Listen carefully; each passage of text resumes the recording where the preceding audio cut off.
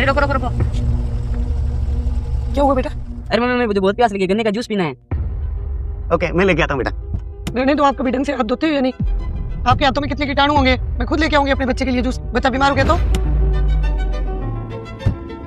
1 गिलास जूस कितने का है? मैम 40 रुपए का है।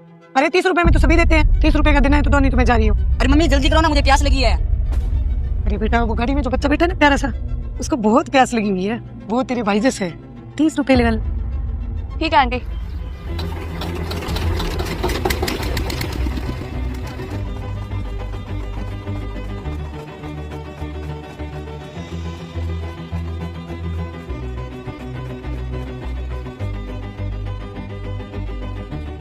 बहुत अच्छी है बेटा।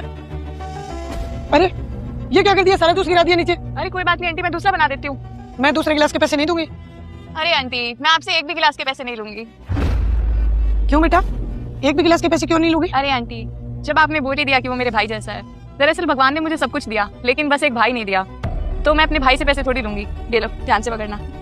जब तक आप मुझे दुकानदार समझ रही थी, तब तक मैं आपको ग्राहक समझ के आपसे व्यापार कर रही थी। लेकिन जब आपने कहा कि ये मेरे भाई जैसा है, एक बहन अपने भाई को जूस पिलाने के पैसे थोड़ी लेगी।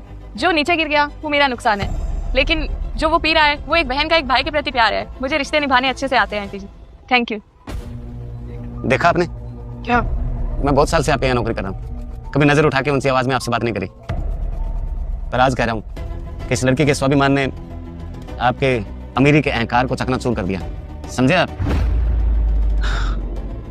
बेटा, इस उम्र में तो बच्चों को पढ़ना चाहिए, और आप ये जूस की रेडी लगा के काम कर रहे हो। दरअसल मेरे बचपन से ही माँ बाप नहीं है। मेरी एक दादी है, वो बीमार रहती हैं। उनकी दवाई का खर्चा, मेरी पढ़ाई का खर्चा, हमारे घर का खर्चा सब मुझे ही चलाना होता है।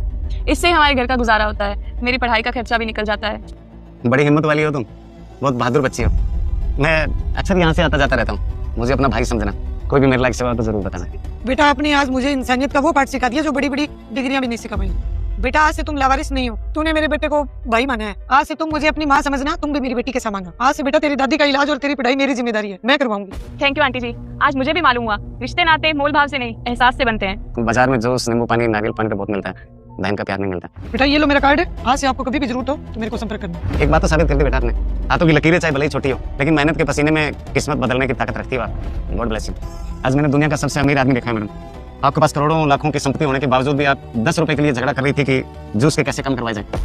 और इस लड़की के आगे पीछे कोई नहीं है, कोई इसके पास संपत्ति नहीं है। इसके पास ये छोटी सी दुकान है, उसके भी इसने जूस नीचे गिर गया तो भी आपको माफ कर दिया, और जब आपने कहा कि भाई, तो इन्होंने जूस के पैसे भी नहीं लिए।